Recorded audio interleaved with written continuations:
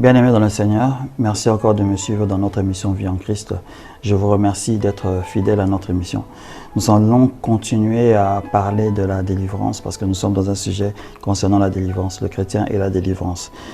La semaine passée ou dans la session précédente, nous avons introduit la réalité en fait, dans 2 épisodes passés bien sûr, sur les esprits humains.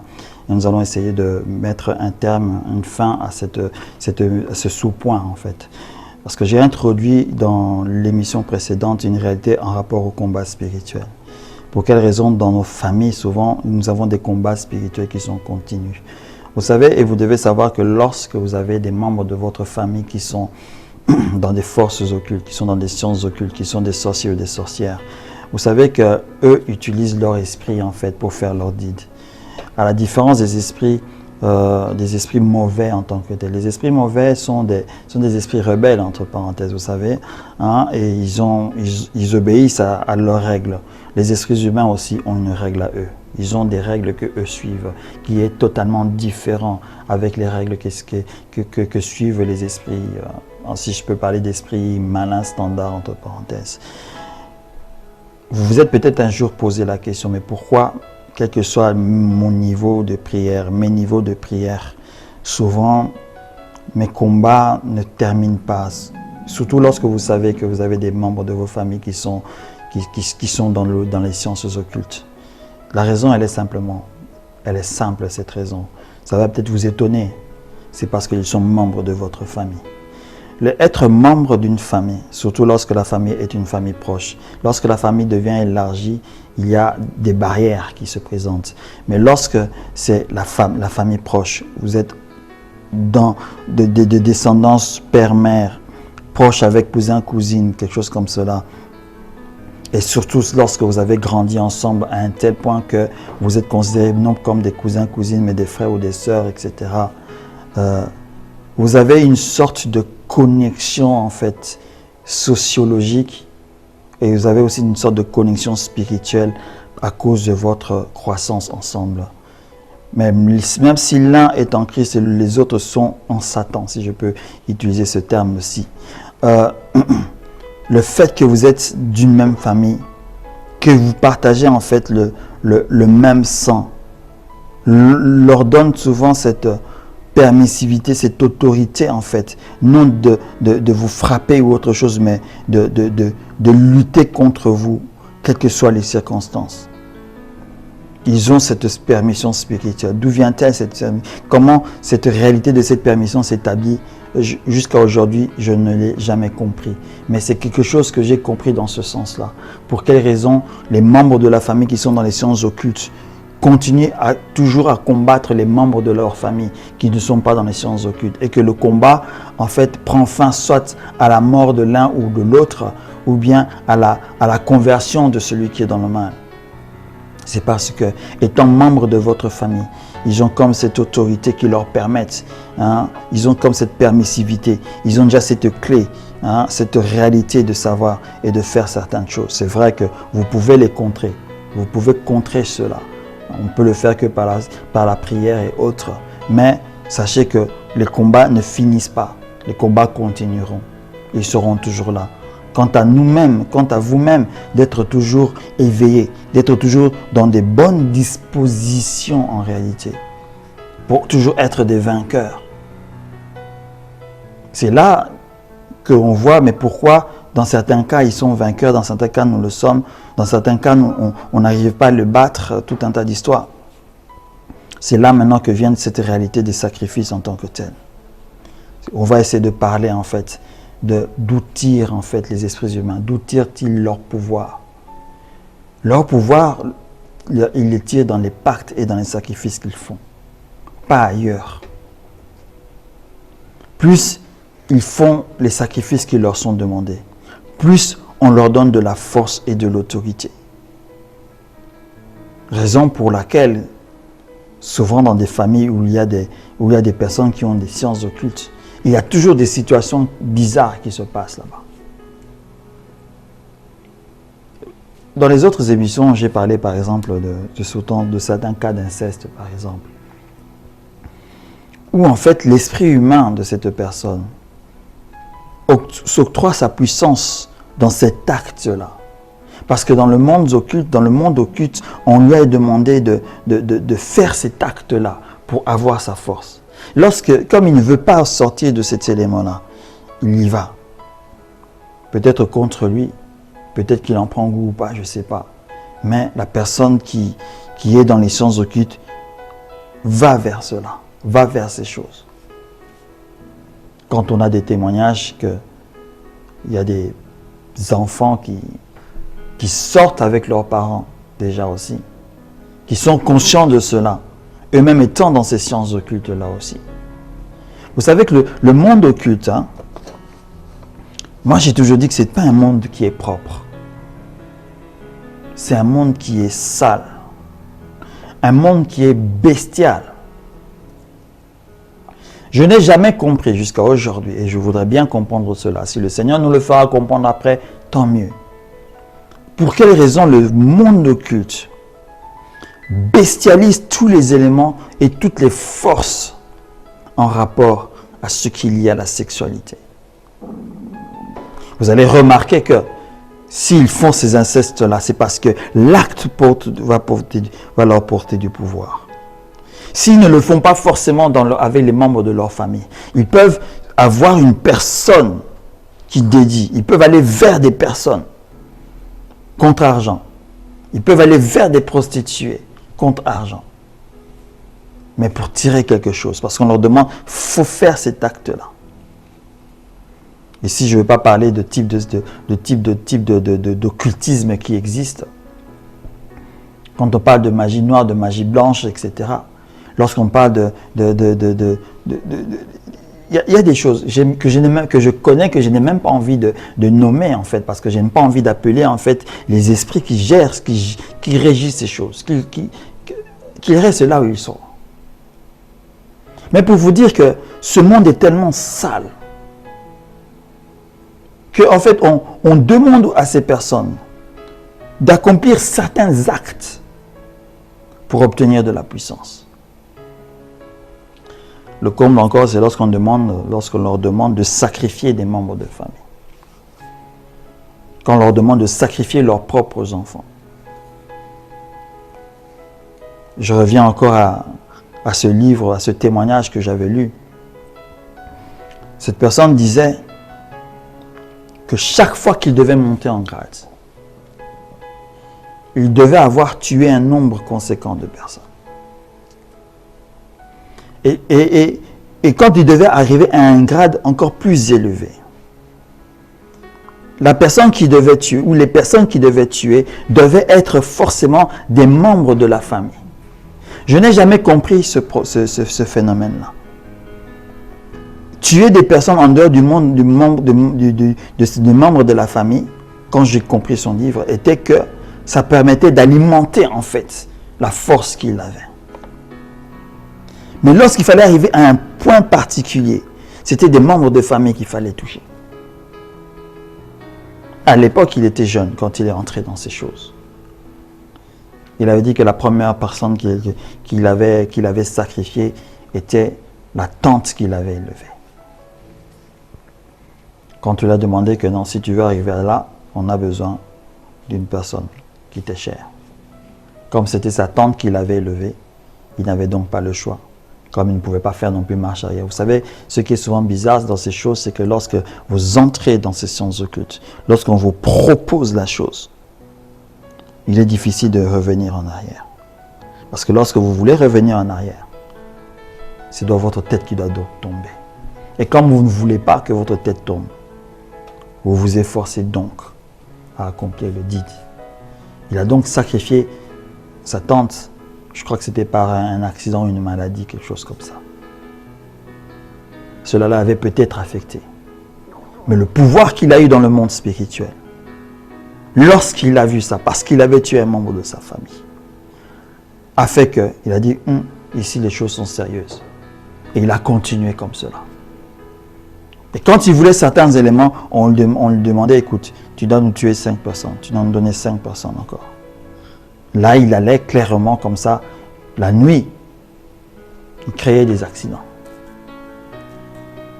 Vous allez voir, souvent, je me rappelle parlant avec une personne, je lui disais, tu sais, c'est vrai que tu peux voir quelqu'un, il roule dans sa bagnole, dans sa voiture, tout d'un coup comme ça, pouf, le frein ne fonctionne plus, il appuie, ça ne va pas, l'accélérateur, le truc, il se retrouve dans un mur, mort.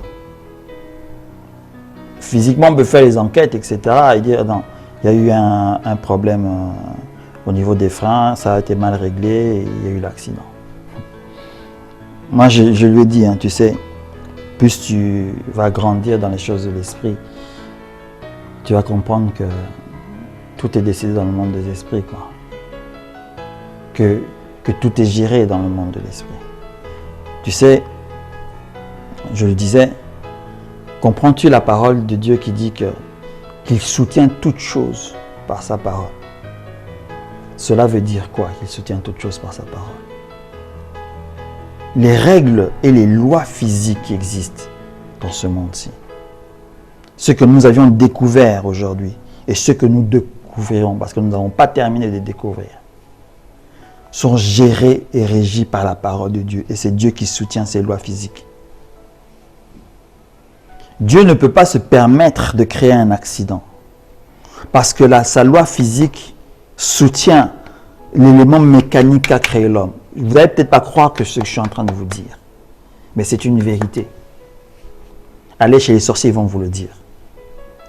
Que c'est le Seigneur qui soutient cet élément-là.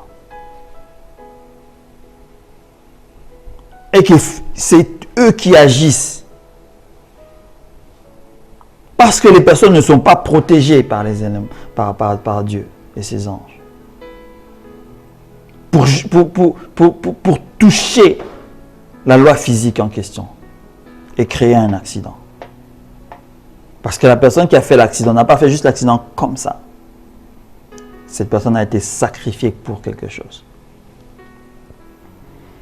On ne meurt pas juste comme ça aujourd'hui, hein, vous savez. Vous n'allez peut-être pas croire ce que je suis en train de vous dire. Vous pouvez avoir des tremblements de terre et un immeuble est tombé, 20 personnes sont tombées, 30 personnes sont tombées.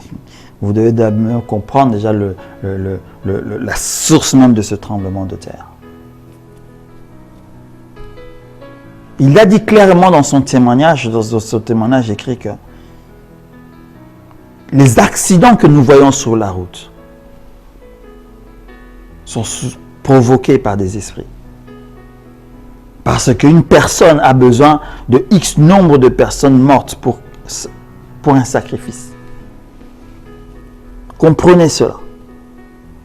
Parce qu'une personne est sacrifiée. 5 personnes doivent être sacrifiées. Parce qu'un esprit humain a besoin d'un pouvoir. Et c'est ce qu'il faisait la nuit. On ne doit pas s'étonner lorsqu'on apprend qu'un avion explose en l'air ou a perdu son train d'atterrissage. Il atterrit, il explose, 90 morts. Vous pouvez appeler tous les membres de l'IATA, etc. Ils vont faire leur enquête, voir que non, le pilote avait bu, il avait fait ceci. Écoutez, il n'y a rien pour rien. Ces 90 morts sont 90 sacrifices. Avec nos yeux charnels, notre connaissance charnelle, nos sentiments sociaux, nous ne voyons pas cela. Mais lorsque nous entrons dans le domaine de l'esprit, nous voyons qu'il y a eu un sacrifice qui a été fait. Et c'est comme cela que les esprits humains prennent leur force en sacrifiant. Lorsque nous voyons, il y a souvent dans des familles, il y a des enfants qui naissent, mais il y a un enfant qui est toujours, comme on dit, pas fou, mais retardé mental, si je peux utiliser ce terme-là. Un enfant sacrifié. Je ne dis pas que c'est toujours comme cela, mais en réalité, souvent c'est ça, malheureusement. Ça peut ne pas être les parents en question qui ont sacrifié cet enfant. Ça peut être un oncle qui peut avoir sacrifié cet enfant-là. Parce que sa puissance demeure là-dedans. Je me rappelle, il y a un peu longtemps, avoir entendu un jour un témoignage d'une personne au Congo. Il disait qu'il avait un enfant dans sa famille qui était en fait sacrifié. Il était ce qu'on dit chez nous Kizengi, C'était en fait, la journée, on voyait cet enfant comme cela, mais comme cet enfant était un enfant sacrifié, la nuit, cet enfant était différent. La nuit, il était comme une source de pouvoir pour la personne en fait qu'il avait sacrifiée. Et lorsque un jour des évangélistes sont passés à la maison, comme il y avait une série à l'époque au Congo où l'évangélisation était comme à porte ouverte, si je peux me le permettre, la personne qui était un jour entrée dans cette maison avait vu que cet enfant n'était pas normal. Il dit, mais non, je sens quelque chose de différent dans cet enfant. Ils ont commencé à prier pour cet enfant. Ils ont commencé à prier pour cet enfant. La personne en question qui a fait le témoignage, parce qu'il était dans la sorcellerie, dans l'occultisme, là où il était, son cœur commençait à mouvoir. Il sentait que son esprit commençait à être étranglé, quelque chose était en train d'être arraché de son esprit. Il sentait comme si sa puissance était en train de le quitter. Rapidement, il quitte son lieu de travail, ou je ne sais plus, il prend sa voiture, il rentre à la maison. Quand il arrive à la maison, il trouve l'enfant, la maman qui était dans la joie avec ses frères. L'enfant n'est plus un retardé mental. Il était dans ses sens. Quand le monsieur a vu cela, il a, si je peux m'exprimer ainsi, il a touché sa tête. Il s'est écroulé à terre, il a dit c'est fini pour moi. C'est fini pour moi. Il s'écroule, il entre dans le coma. On l'amène à l'hôpital, il ne sort pas du coma. On a appelé les frères qui sont venus. Les frères qui sont venus, qui ont prié pour l'enfant. Les frères sont entrés en jeûne. Ils ont commencé à prier pour lui. Mais il a dit que lorsque il était dans le coma, en fait, il a dit une chose très importante. Le coma que vous êtes en train de voir, la majorité des comas que vous voyez, c'est qu'on a retiré l'esprit de la personne. Il a dit qu'on avait retiré mon esprit. Des êtres sont venus prendre lorsqu'il était tombé. En réalité, on a pris son esprit. On l'a amené. On est allé l'enchaîner. Parce que comme il n'avait plus de pouvoir, il n'avait plus d'autorité. Quand je vous dis que ce monde, c'est un monde qui n'est pas bon. Un monde qui ne pardonne pas. On ne lui a pas pardonné de ce qui s'est passé. Ce n'était pas de sa faute, mais il est allé payer les conséquences là-bas. N'eût été la présence, n'eût été la prière de ses frères, le jeûne de ses frères-là. À un moment, il a senti comme une force le prendre là où il était. Tu vois, quand on pense, on parle des choses de l'Éternel, on sent souvent, non, le Seigneur est bon. Quand moi je dis toujours aux personnes, faites attention, ne jugez pas les hommes, parce que vous ne pouvez pas connaître l'amour que le Seigneur a pour l'être qu'il a créé. À cause de la prière de ses frères, il a senti une force, quelque chose l'arracher de là où il était comme enchaîné. Et directement dans son corps. Il est ressorti du coma. C'est à ce moment-là qu'il a commencé à confesser. Il a confessé. Sa femme était en pleurs. Sa femme ne croyait pas parce que sa femme ne connaissait pas ce que son mari faisait. Souvent, c'est comme cela. Sa femme n'était pas au courant. Sa femme sait qu'il y a de l'argent. Sa femme sait qu'il y a ceci, il y a la belle vie. Mais souvent, vous savez, quand il y a une belle vie facile, en tant qu'épouse, en tant qu'époux, ça doit dépendre d'où cela vient. Renseignez-vous d'où vient cet argent, à moins que vous soyez complice, parce que souvent, dans certains cas, il y a de la complicité avec la femme. Il y a des choses, quand on entend, c'est horrible, mais souvent, il y a des femmes qui sont complices des incestes, complices de certains éléments que le mari fait, parce qu'ils savent que c'est pour, entre parenthèses, le bien de la famille. Il a senti son esprit revenir. Il s'est réveillé, il a commencé à témoigner. Sa femme n'en croyait pas. Il a commencé à pleurer. C'était le début de sa conversion. Et il a commencé à témoigner de cet élément-là.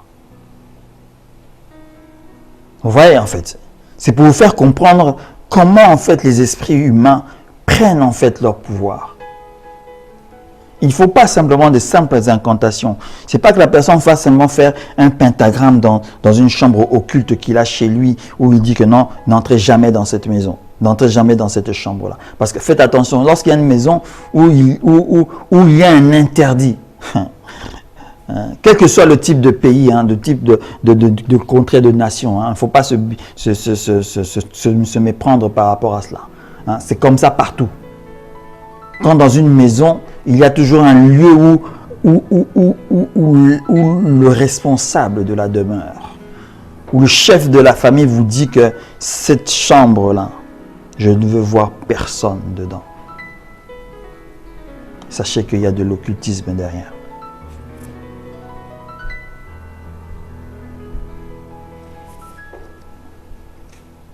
Ce n'est pas simplement qu'il va faire un pentagramme. Ce n'est pas simplement qu'il va faire des incantations, des chants, des danses, je ne sais pas quoi, ce qu'il va faire dans ce cloque noir-là. Non. Ce n'est pas ça qui leur donne la force. Ça leur permet d'aller dans leur dimension peut-être. Ça leur permet de faire certains éléments peut-être. Mais pour avoir de la puissance spirituelle. Pourquoi vous croyez-vous qu'il y a tant de guerres dans ce monde? Un jour, j'ai effleuré une personne en lui disant, vous savez d'où viennent les forces et les pouvoirs du monde occulte de la franc-maçonnerie? Regardez très bien que toutes les personnes qui sont dans la franc-maçonnerie, dans des degrés assez élevés, que sont-ils? Ce sont des ministres et des présidents de nations. De quel type de nations? De ces nations qui sont responsables des guerres qu'il y a dans les pays sous-développés. Pour quelles raisons ils sont responsables de ces guerres-là? Que cherchent-ils dans ces guerres? Ils peuvent vous dire, avec le langage politique, qu'ils cherchent les intérêts de leur pays. Laissez-moi rire. Non. Parce que les morts qui se créent là-bas alimentent leur force. Laissez-moi avoir ce sourire et ce rire mauvais. Un rire un peu haineux, en fait, de ce qui se passe. Beaucoup de guerres provoquées dans ce monde et qui sont en cours, où on entend 200 morts par jour, 300 morts par jour. Ce sont des sacrifices qui se font. Ne vous y trompez pas. Pour alimenter les esprits de certaines personnes, pour alimenter la force de certaines personnes, ils créent ces situations-là. Et ils font tout que ces situations ne se terminent pas. Si vous ne me croyez pas, allez faire pour vous-même vos propres recherches et vous allez sortir à avoir la même conclusion. Quand un de leurs membres perd une disgrâce quelque part dans leur monde, vous allez voir que la chose qu'il a provoquée perd aussi de puissance et de force. Parce que ça ne l'alimente pas. Ça ne l'alimente plus. Si spirituellement les nations pouvaient se lever pour combattre ces choses dans la prière même, vous allez voir comment en fait ces forces-là vont s'affaiblir. Ça, c'est une réalité spirituelle que je suis en train de vous dire. Mais malheureusement, on ne le fait pas. Les nations dans lesquelles ces choses se font, ce sont les nations où en fait tout est divisé, que ce soit dans la politique, dans la vie sociale et dans la vie spirituelle. Les pasteurs ne sont pas unis. Les chrétiens ne sont pas unis. Ils ne prient pas pour leur nation. Tel qu'il faut prier pour cela. Ceci est un autre débat. Mais par là, je viens de vous montrer en fait d'où vient la force, d'où vient leur puissance, d'où vient leur pouvoir qu'ils ont. Et chaque fois qu'ils font ces meurtres, chaque fois qu'ils font ces sacrifices-là, ils changent de degré. Ils obtiennent ce qu'on leur promet là-bas. Quand ils veulent ceci, on leur demande, fais ça. Donne-moi ceci, donne-moi cela. C'est comme ça que vous avez dans des familles, il y a autant de personnes qui meurent, peut-être chaque année il y a un mort. Quand vous entendez ça dans une famille que chaque année il y a un mort, attention, ces morts, ces meurtres-là, ces morts entre parenthèses, sont souvent liés, la majorité, 99,9%, laissez-moi utiliser ce terme-là, ce chiffre-là. C'est lié à de l'occultisme. C'est lié à une personne qui est en train de sacrifier. Et si tu es dans une famille, il y a ça qui est en train de se passer, entre en prière, que le Seigneur te révèle qui en est l'auteur. et comment lutter contre cela. Parce que tu peux en payer toi-même les conséquences aussi. Il ne faut pas croire simplement parce que je suis sauvé que non, cela ne m'atteindra pas. Attention, ta famille est en train d'être mangée comme ça gratuitement. Si le Seigneur t'a sauvé dans cette famille-là, c'est parce qu'il veut mettre un terme. Je me rappelle très bien, parce que dans la période où il y a eu ce réveil en Afrique, parce que ce n'est pas simplement au Congo dans les années 90, mais presque en Afrique entière. Quand il y a eu ce réveil-là, en fait, quand on regarde l'avant et l'après. L'avant, les familles étaient dans les mains des sorciers. Mais après ce temps de réveil, la sorcellerie dans les familles commençait en fait à baisser un peu, quoi, à perdre un peu de force et d'influence. Pourquoi? Parce que le Seigneur a commencé à sauver des personnes pour mettre un terme à ces cycles-là. Parce que je crois que le Seigneur a commencé à en avoir marre un peu. Mais aujourd'hui, ces cycles reviennent encore à nouveau depuis qu'il y a une exportation d'occultisme venant de l'Occident vers les pays africains. C'est difficile d'accepter cela, mais c'est une réalité. Quand la Bible parle souvent que vous allez vous tourner vers des dieux étrangers, ce sont ces forces occultes vers lesquelles les Africains sont en train de se retourner. Vous allez me dire que qu'est-ce que je suis en train de dire là? C'est un autre débat. Je ne vais pas entrer dedans. Je ne vais pas vous dire ce que je voulais dire par rapport à l'Afrique se retournant vers des dieux étrangers. Mais retenez ça ainsi. Je vais m'arrêter ici et vous remercier encore de m'avoir suivi. La prochaine fois, nous allons débuter un enseignement toujours sur la délivrance pour voir en fait comment effectuer la délivrance. Que le Seigneur puisse vous bénir abondamment. Au nom puissant de notre Seigneur Jésus. Amen.